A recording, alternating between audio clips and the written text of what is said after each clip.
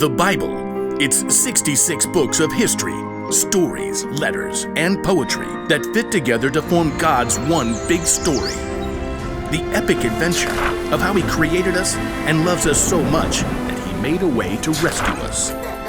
As we travel through the Bible, from Genesis to Revelation, we discover people who met God and found their lives changed forever. Now, for an amazing story, inspired by the book of Genesis, chapter 26. God had chosen Abraham to follow him, and God made the same promises to Abraham's son, Isaac. I will make your children after you, as many as the stars in the sky, and I will give them all these lands. All nations on earth will be blessed because of your children. Thank you, God. The land of the Philistines where Isaac lived had experienced a period of famine, but God blessed Isaac's crops. Hey, boss, we done gathered 100 times more wheat than we planted. Excellent. 103.7 times as much to be precise. And your flocks and herds are multiplying like rabbits. Actually, they're increasing like sheep and goats, because that's what they are. Very well, carry on.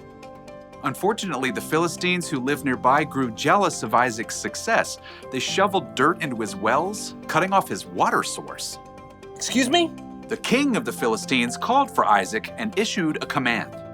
You have become too powerful. Move away from us. It wasn't fair. Isaac had plenty of men who could stand against the Philistines and fight, but he chose to keep his cool. All right, we'll move down to the Valley of Gerar. Isaac and his family packed up everything he owned. I knew I should have been saving all those Camel X delivery boxes. They moved on and made camp in the Valley of Gerar, where Abraham had lived many years before. All right, men.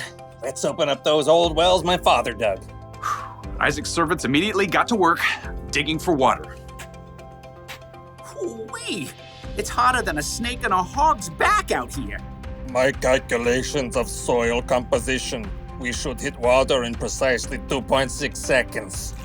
Well, ain't that the bee's knees? Abraham's old wells filled with cool, clear water once again. The happy herds and flocks could drink their fill.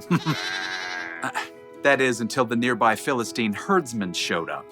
So kind of you to open up these wells for us. Step aside, the water's ours. Isaac's servants gaped at the Philistines. You got some nerve. These wells belong to Isaac by ancestral tradition and dint of hard labor. Whatever. We're taking the well.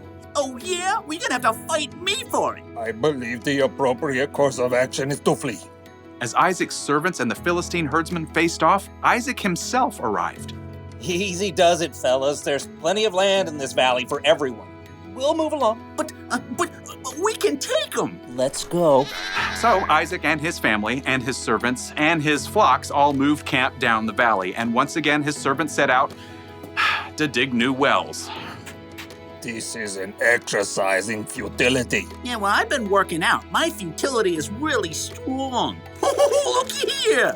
The new wells also produced clean, clear, cool water, but it wasn't long before Philistine herdsmen arrived on the scene. Yes. Another day, another well for us. Why, I'll flatten you back to the flood. Step aside. Eek, save me. Once again, Isaac showed up. Take it down a notch, please. There's still room for everyone. Oh, come on. We could knock them flat. Yes, we could, but we're not going to. Move on out, boys. For a third time, Isaac and his men moved camp, and once again his servants dug new wells. This time, I'm gonna tie those bullies in knots and dip them in garlic. Oh, look, water. Yay. Wait for it. Wait for it.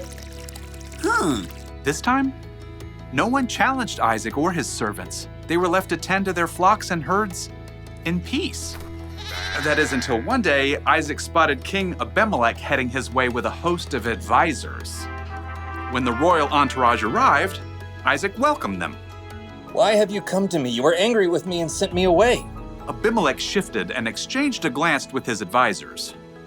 Well, we saw clearly the Lord was with you, so we want to make a peace treaty with you.